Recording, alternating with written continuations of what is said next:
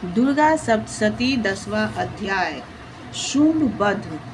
मैं मस्तक पर अर्धचंद्र धारण करने वाली शिव शक्ति स्वरूपा भगवती कामेश्वरी का हृदय में चिंतन करती हूँ। वे तपाए हुए स्वर्ण के समान सुंदर सूर्य, चंद्रमा और अग्नि, ये 3 नेत्र उनके नेत्र हैं तथा वे अपने मनोहर हाथों में धनुष, बाण, अंकुश, पाश और शूल धारण किए हुए हैं। ऋषि कहते हैं, राजन अपने प्राणों के समान प्यारे भाई निशुंभ को मारा गया देख तथा सारी सेना का संहार होता जान शुंभ ने कुपित होकर कहा, दुर्गे दुष्ट, तू बल के अभिमान में आकर झूठ मूठ का घमंड न दिखा। तू बड़ी माननी बनी हुई है, किंतु दूसरी स्त्रियों के बल का सहारा लेकर लड़ती है। देवी बोली, ओ दुष्ट, मैं अकेली ही हूँ इस संसार में, मेरे सिवा दूसरा कौन है? देखिए, मेरी ही विभूतियाँ हैं, अतः मुझ में ही प्रवेश कर रही है। तदंतर ब्रह्मानी आदि समस्त देवियाँ अंबिका का देवी के शरीर में लीन हो गई। उस समय केवल अंबिका का देवी ही रह गई। देवी बोली, मैं अपनी ऐश्वर्य शक्ति से अपने रूपों में यहाँ उपस्थित हुई थी, उन सब रूपों को मैंने समेट लिया, अब अकेली ही युद्ध में खड़ी हूँ, तुम भी स्थिर हो जाओ। ऋषि कहते हैं, तदंतर देवी और शुंभ दोनों में सब देवताओं तथा दानवों के देखते देखते भयंकर युद्ध छूट गई। बाणों की वर्षा तथा तीखे शस्त्रों एवं दारुण अस्त्रों के प्रहार के कारण उन दोनों का युद्ध सब लोगों के लिए बड़ा भयानक प्रतीत हुआ। उस समय अंबिका देवी ने जो सैकड़ों दिव्य अस्त्र छोड़े, उन्हें दैत्यराज शुंभ ने उनके निवारक अस्त्रों द्वारा काट डाला। इसी प्रकार शुंभ ने भी जो दिव्य अस्त्र चलाए, उन्हें परमेश्वरी ने भयंकर हुंकार शब्द के उच्चारण आदि द्वारा खिलवाड़ में ही नष्ट कर डाला।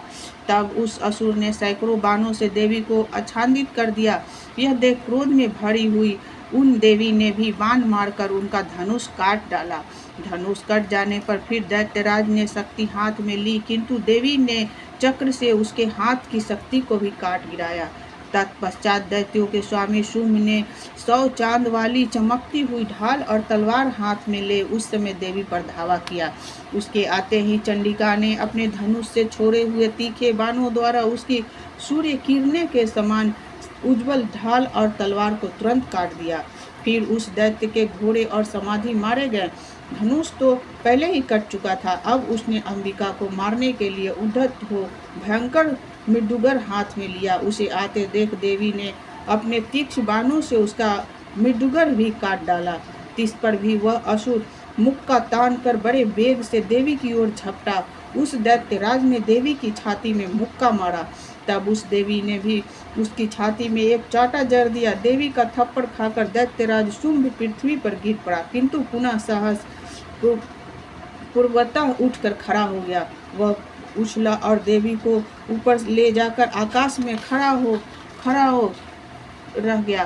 तब चंडिका आकाश में भी बिना किसी आधार के ही शुंभ के साथ युद्ध करने लगी। उस समय दैत्य और चंडिका आकाश में एक दूसरे से लड़ने लगे। उनका यह युद्ध पहले ही सिद्ध और मुनियों को विस्मय में डालने वाला हुआ। फिर अंबिका ने शुंभ के साथ बहुत देर तक युद्ध करने के पश्चात उसे उठाकर घुमाया और पृथ्वी पर पटक दिया।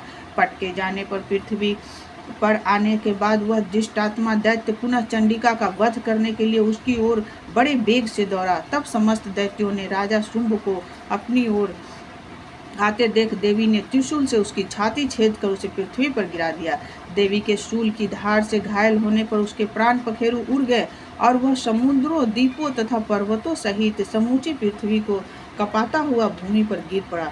तदंतर उस दुरात्मा के मारे जाने पर संपूर्ण जगत प्रसन्न एवं पूर्ण स्वस्थ हो गया तथा आकाश स्वच्छ दिखाई देने लगी। पहले जो उत्पात सूचक मेघ और उल्कापात होते थे, वे सब शांत हो गए तथा उस दैत्य के मारे जाने पर नदियां भी ठीक मार्ग से बहने लगी।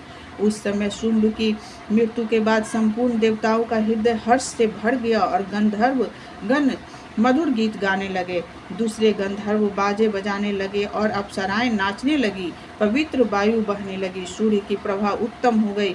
अग्निशाला की बुझी हुई आग अपने आप प्रज्वलित हो उठी तथा संपूर्ण दिशाओं के भयंकर शब्द शांत हो गए।